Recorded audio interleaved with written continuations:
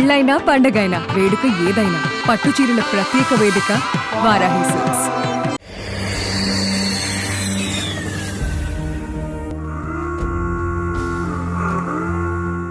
భారత పాక్ మధ్య పెరుగుతున్న ఉద్రిక్తతల నేపథ్యంలో భారత త్రివిధ దళాలు సైన్యం, వైమానిక దళం, నావికా దళం ఎల్ఓసితో పాటు వ్యూహాత్మక ప్రాంతాల్లో తమ సన్నద్ధతను మరింత బలోపేతం చేశాయి.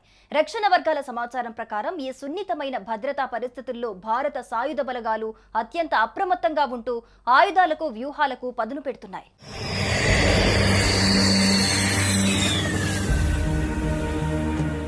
పహల్గాంలో ఉగ్రవాదులు పాల్పడ్డ దాడితో పాకిస్తాన్పై భారత సైన్యం ఎలా ప్రతీకారం తీర్చుకోనుందనే ఉత్కంఠ అందరిలో కనిపిస్తోంది. గత 10 ఏళ్లలో ఇటువంటి ఉగ్రదాడులు జరిగిన తర్వాత భారత సైన్యం ధీటుగా స్పందించింది.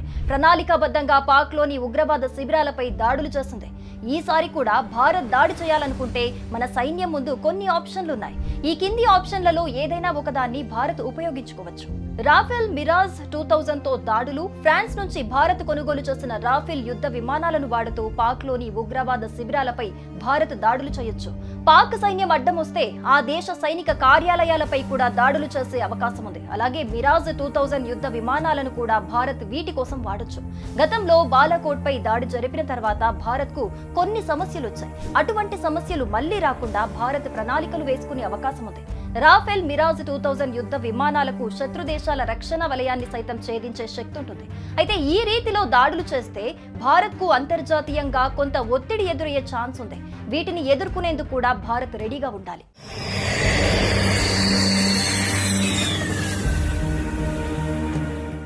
భారత నియంత్రణ రేఖను దాటి దాడులు చేయటం.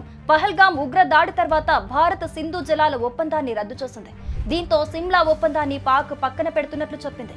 సిమ్లా ఒప్పందం ప్రకారం మూడో దేశం జోక్యం లేకుండా భారత్, పాకిస్తాన్ ద్వైపాక్షిక చర్చల ద్వారా సమస్యలను పరిష్కరించుకోవాలి. అలాగే జమ్మూ కాశ్మీర్ లో కాల్పుల విరమణ లైన్ గా నియంత్రణ రేఖను సిమ్లా ఒప్పందం కింద పునర్నిర్వచించారు.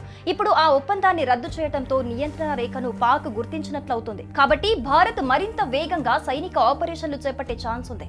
ఇటీవల ఎల్ఓసి వద్ద పాకిస్తాన్ పలుసార్లు ఒప్పందనల ఉల్లంఘనలకు పాల్పడింది. పాక్ అటువంటి పనులు చేసింది కాబట్టి ఈ కారణాలను చూపుతూ ఉగ్రవాదుల శిబిరాలే టార్గెట్ గా భారత్ ఆపరేషన్లు చేపట్టింది.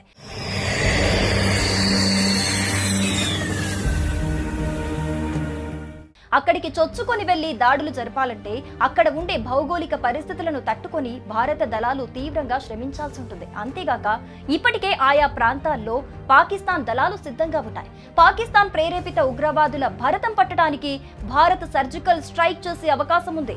ఇందుకోసం ప్రణాళికలు పక్కాగా వేసుకోవాలి. భారత్ సర్జికల్ స్ట్రైక్ చేసే అవకాశం ఉండటంతో పాకిస్తాన్ ఇప్పటికే అప్రమత్తంగా ఉంది. దీంతో భారత్ గతంలో కంటే మరింత ప్రణాళికాబద్ధంగా వ్యవహరించాల్సి ఉంటుంది. రియల్ టైమ్ ఇంటెలిజెన్స్ ను బాగా వాడుకునే అవకాశం ఉంది.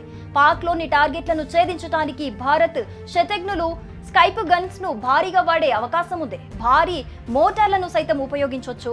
నియంత్రణ రేఖ వద్ద శత్రు స్థావరాలను ధ్వంసం చేయొచ్చు. అయితే పై 3 ఆప్షన్లను అమలు చేస్తే జరిగే ఇంతటి విధ్వంసాన్ని మాత్రం ఆ 4వ ఆప్షన్ సృష్టించలేదు. చీఫ్ ఆఫ్ డిఫెన్స్ స్టాఫ్ నాయకత్వంలో త్రివిధ దళాలు సమగ్ర వ్యూహంతో కలిసి పనిచేస్తున్నాయి. రా, ఎన్ఐఏ, ఐబీ, ఎన్టీఆర్ఓ వంటి ఏజెన్సీలతో సమన్వయం ద్వారా ఖచ్చితమైన నిఘా సమాచారం అందుతోంది. డిఆర్డీఓ ఉపగ్రహ చిత్రాలు నిజా సమయ నిఘా సామర్థ్యాలను పెంచుతున్నాయి. నావికా దళం, రా, కోస్ట్ గార్డ్ సముద్ర నిఘా సమాచారాన్ని పంచుకుంటున్నాయి. భారత త్రివిధ దళాల సమన్వయ సన్నద్ధత భారత్ ఏ సవాలైనా ఎదుర్కొనేందుకు పూర్తిగా సిద్ధంగా ఉందని స్పష్టం చేస్తోంది. పాకిస్తాన్ నుంచి ఏదైనా రెచ్చగొట్టే చర్య జరిగితే భారత్ దానికి ధీటుగా, గతానికంటే భయంకరంగా ఎదురుదాడికి సిద్ధంగా ఉందని నిపుణులు అంచనా వేస్తున్నారు.